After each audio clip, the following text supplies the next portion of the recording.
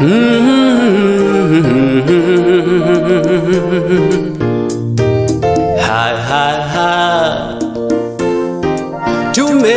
mkono wake Bwana.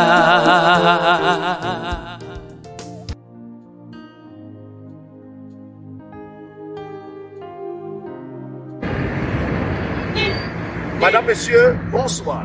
C'est vendredi. Bienvenue à votre émission Us et les vendredis. C'est avec beaucoup de joie que je vous retrouve aujourd'hui autour du thème que nous avons intitulé « Au finish, auras-tu raison ?» C'est un jeune homme, un orphelin. Il a perdu sa mère. 2 mois après, il a perdu son père. Et il se sent abandonné. Toute la famille lui a tourné le dos. Et il se pose la question, est-ce que la promesse selon laquelle Dieu veille sur les orphelins, est-ce que Dieu a une catégorie d'orphelins pour lequel il prend soin? Oh, parfois quand nous sommes oppressés, nous sommes dans la douleur, on se dit qu'il n'y a pas d'issue, il n'y a pas de solution. Et que la solution, c'est parfois pour certaines personnes. Mais je voudrais dire non. J'ai dit à mon jeune frère, et je profite de l'opportunité pour lui dire qu'il y a dans les Saintes Écritures un serviteur de Dieu des temps anciens appelé Jérémie.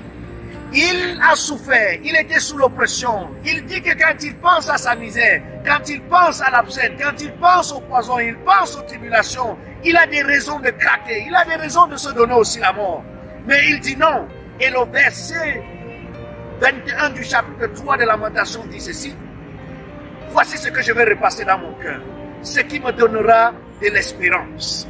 Oh mon jeune frère, que les situations temporaires, les situations spontanées ne t'amènent pas à croire que tu es abandonné par Dieu. Ce sont des choses qui vont passer. Faire repasser dans ton cœur ce qui va entretenir ton cœur. Le piège de Satan dans cette histoire, c'est de détruire ton cœur, parce que lorsque le cœur est détruit, on perd. Je plaide que tu repasses dans ton cœur ce qui va te fortifier, ce qui va t'encourager à croire en la promesse divine. Ce n'est qu'une virgule que Satan met, Dieu s'occupera du point. Parce qu'il est le Dieu des orphelins. Moi qui te parle, je suis un orphelin. Dieu prend soin. Il n'y a pas de catégorie. C'est un leurre. Satan veut te tromper. Continue à faire confiance en Dieu. Il va faire basculer ton histoire. Permets-moi de prier pour toi. Oh Seigneur, si ton enfant veut s'exprimer, c'est parce qu'il est dans la douleur. Toi qui résous les problèmes, toi qui as plus d'une solution entre tes mains, visite cet enfant et délivre-le pour la gloire de ton nom. Peut-être il y en a qui m'écoutent et qui sont sous l'oppression. Délivre-les au nom de Jésus. Amen. Mon frère, ma soeur, je voudrais te dire que dans le livre de Jérémie 29, le verset 11, Dieu dit que je connais les projets que j'ai fondés sur toi, projets de paix et non de malheur, afin que tu aies de l'avenir et de l'espérance.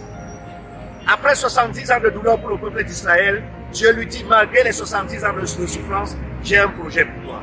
Oui, mon frère, toi qui m'écoutes, malgré les douleurs, malgré les difficultés, Dieu a un plan, il a des projets pour toi.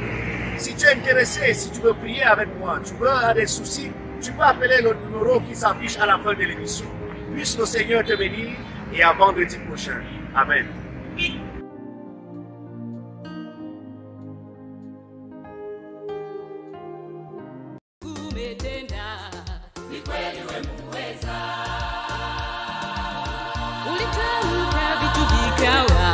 Neno tulatosha, ukisema umetenda. Aisha Israeli, uliwavusha